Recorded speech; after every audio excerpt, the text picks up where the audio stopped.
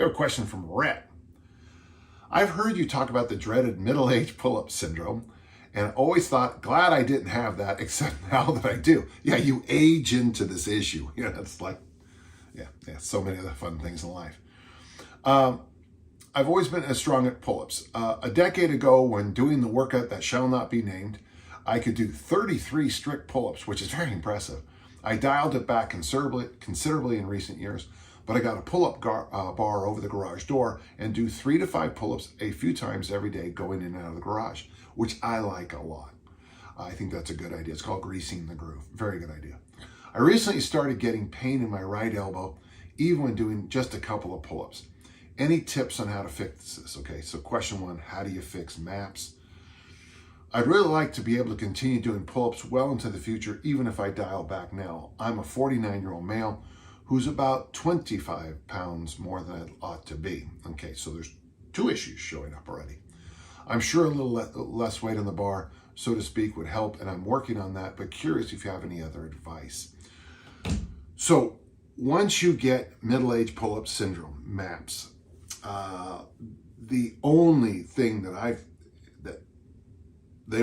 that seemed to help most people I work with, and this is you got to take time off from pull-ups.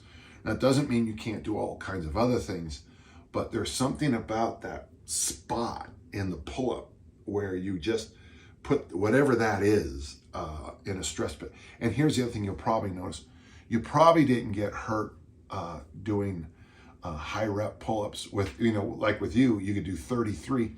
When you were in that kind of condition, if you were doing sets of 10, you probably never got hurt, because it's those reps where you go, those seems to be the one that pop it off. It's interesting, I've had people who've had golfer elbow and tennis elbow point to almost the exact same spots. So there's obviously a design flaw for humans and certain sports.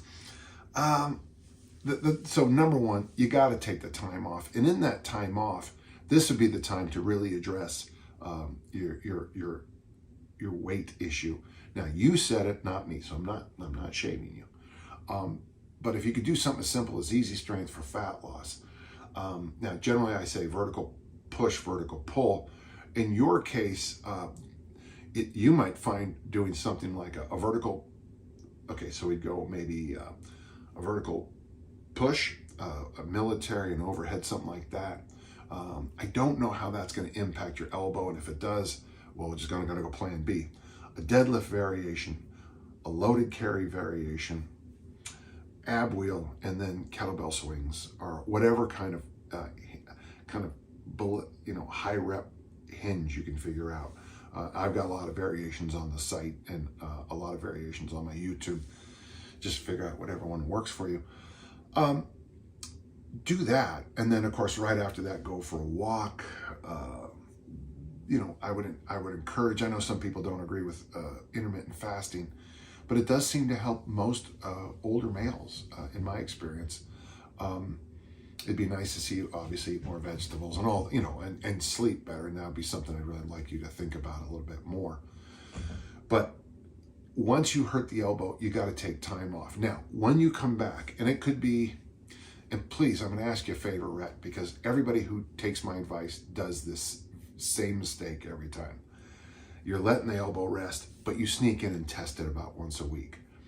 Do your best and just say, let's say you can take 6 weeks off. By the way, that's about the right amount of time. I know some people have taken 3 months off from pull-ups, and for them, it helped. So let's say 6 weeks. In that 6 weeks, you cannot play around with pull-ups and chin-ups. You can't I'm just going to test it one time. Let it heal, and then when you come back, I would suggest dead hangs and bent arm hangs for like a week, just to get a sense of, get your strength back and just get a sense of how that elbow's doing. On the bent hang, I do them chin grip, but I guess you could do them pull-up grip too. But on the dead hang, you'll get a sense of where you are as you jump up. I would suggest jumping up into the dead hang and do a kind of almost a free release coming off. So you're not putting that little snap in that elbow. Do that for a couple of weeks and then go back. I like that one program called the Russian Fighter Program. I have it on my gym wall. where you just do like, in fact, I'm doing it again. I started the other day. The first day is, I think, okay, so I'm pretending my PR is 5. Whenever I come back to chins, I always come back very slow. So the first day's workout is 3, 2, 1, 1, 1. And the next workout is 3, 2, 2, 1, 1, 3, 2, 2, 2, 1, 3. And you just slowly build up. And then you add, on the first set, you add 1 after a while. But really take your time. When you decide to come back to the chins and pull-ups, don't grease the groove the first week or 2. Take your time with the hangs. By the way, hanging as you go in and out of the garage is great for your shoulder health. So there's just a few ideas. I hope you didn't take any of that as medical advice, but this is my experience and the experience of people I've worked with. That's a good question and a common question nowadays.